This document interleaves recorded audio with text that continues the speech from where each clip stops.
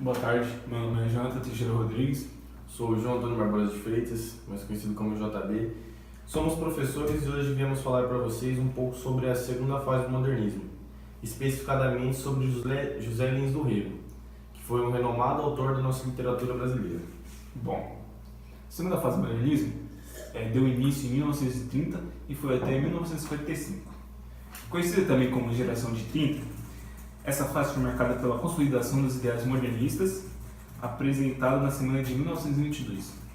Representou um período muito fértil e rico para a literatura brasileira. Também chamada de fase de consolidação, com a concretização e a afirmação de novos valores modernos. O contexto histórico surgiu num contexto muito conturbado por conta da crise de 29, entre aspas, a Grande Depressão, em que muitos países estavam mergulhados numa crise econômica, social e política.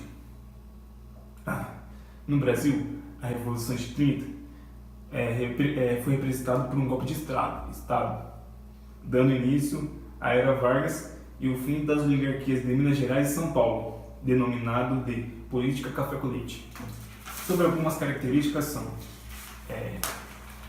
ênfase no regionalismo, neorrealismo, narrativa linear, análise psicológica, verossimilhança, criticidade, tipificação social. E o foco na segunda fase é a temática, que é predomínio do social.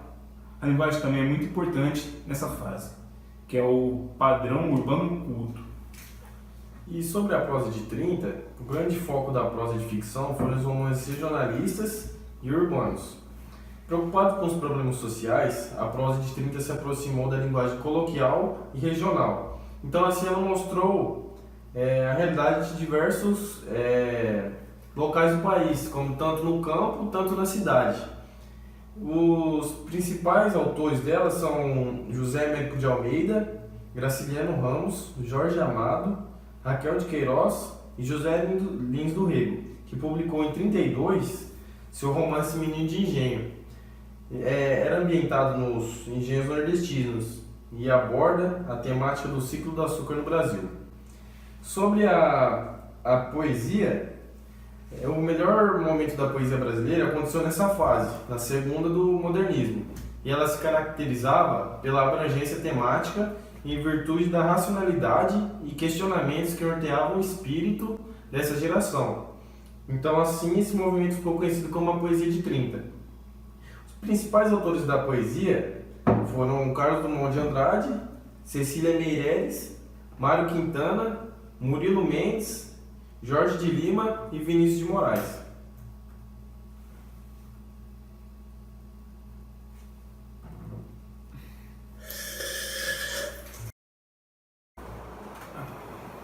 Bom, depois dessa introdução sobre a segunda fase do modernismo, agora vamos falar sobre o autor José Lins do Rego. Ele foi o escritor brasileiro. Nasceu no Engenho, Corredor Pilar, na Paraíba, em 3 de junho de 1901.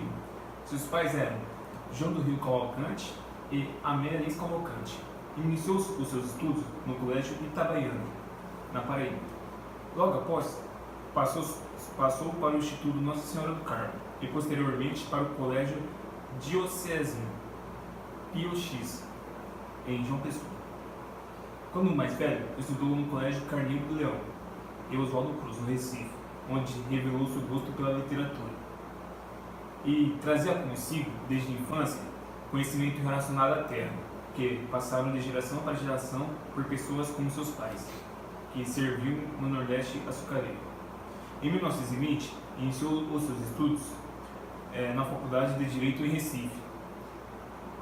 Colaborou com o Jornal de Recife, fundando o Seminário Dom Casmurro em 1922. No ano de 1923, José formou-se em Direito na Faculdade de Recife, onde conheceu diversas personalidades, ampliando seu contato literário, e 2 anos depois da conclusão do curso, ele foi para Minas Gerais, começou a morar lá, e trabalhou lá como promotor público. No estado de Minas Gerais, ele casou com Dona Filomena, mais conhecida como Naná, Maza Lins do Rego, no ano de 1924. 2 anos depois, foi transferido para Alagoas, para exercer funções de fiscal de 1930 a 1935. Ainda em Alagoas, colaborou com o Jornal de Alagoas.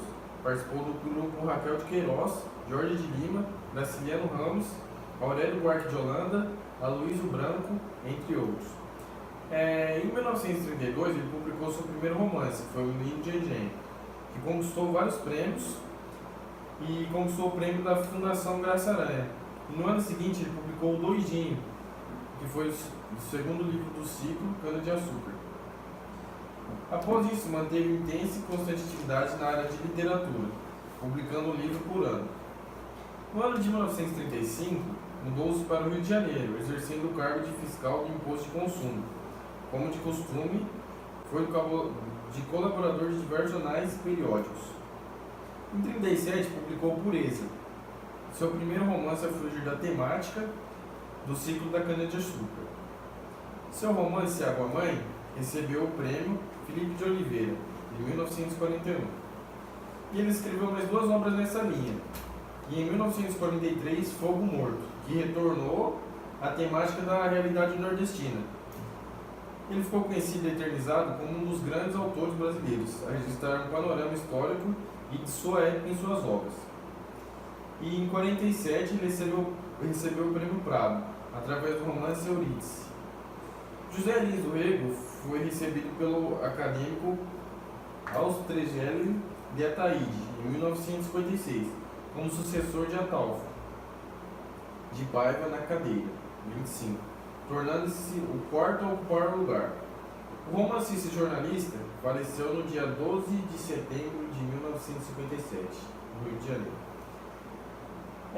Suas principais obras são Menino de Engenho, que foi publicado em 32, Doidinho em 33, Banqueiro em 1934, Moleque Ricardo em 1935, Usina em 36, Histórias da Velha Totônia em 36, Pureza em 37,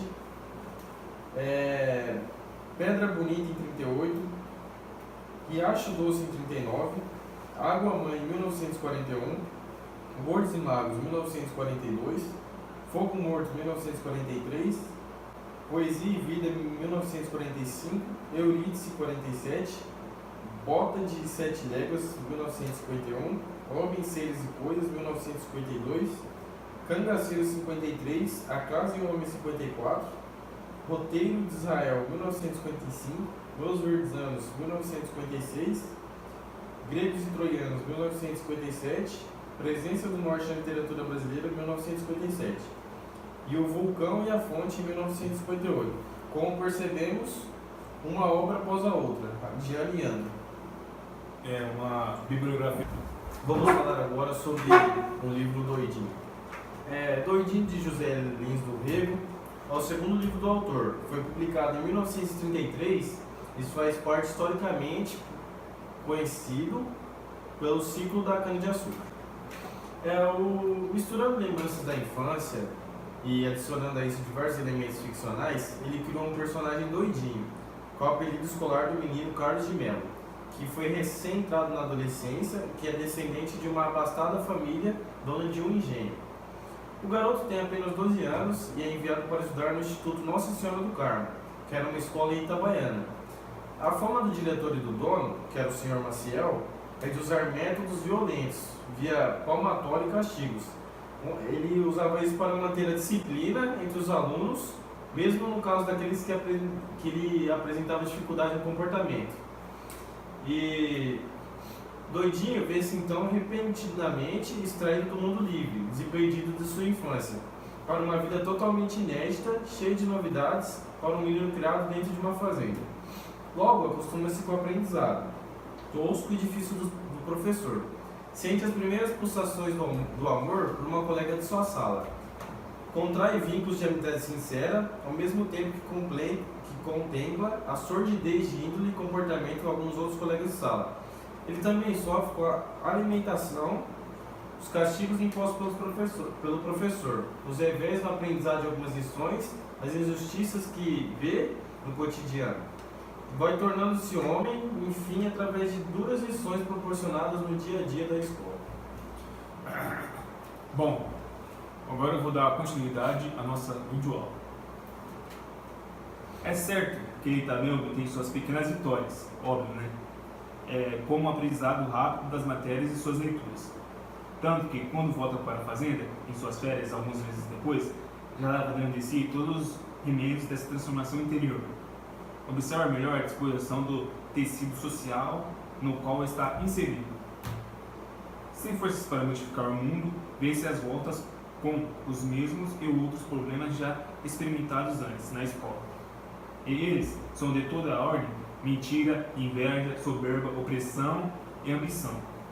Seu retorno à escola, após as férias, já denota um outro avanço, a vontade de crescer rápido, sair logo dali, ao mesmo tempo que percebe que a morte e a doença estão à espera, e vem de todo lado. Assim como a compreensão de que somos humanos e como tais surgem de falhas, erros, fraquezas e medos, José Luiz do Rego, excelente prosador brasileiro, foi criador de tipos humanos completos, servidos na vida e das suas circunstâncias. Doidinho revela-se uma excelente exemplar dessa manufatura de tipos humanos em formação perfeitamente natural. A grande contribuição de seus textos, principalmente seus 3 primeiros livros, os do ciclo da cana-de-açúcar, Menino do Engenho, Doidinho e Banguela, uma conjuntura de seres, traços, personalidades e sociedades que representam sobriamente o macrocosmo de um Brasil que não é e nunca foi diferente daquilo que sabemos ser o mundo real. A ficção se vale disso para nos lembrar de que a vida é isso aí. Basta nos vivê-la intensamente. Bom, isso foi nossa videoaula sobre a segunda fase do modernismo, Doidinho, a biografia de José Luiz do Rego. Espero que vocês tenham gostado. E é isso. Gostaria de agradecer a vocês por terem tirado o seu tempo para nos assistir. Muito obrigado, espero que tenham aprendido algo.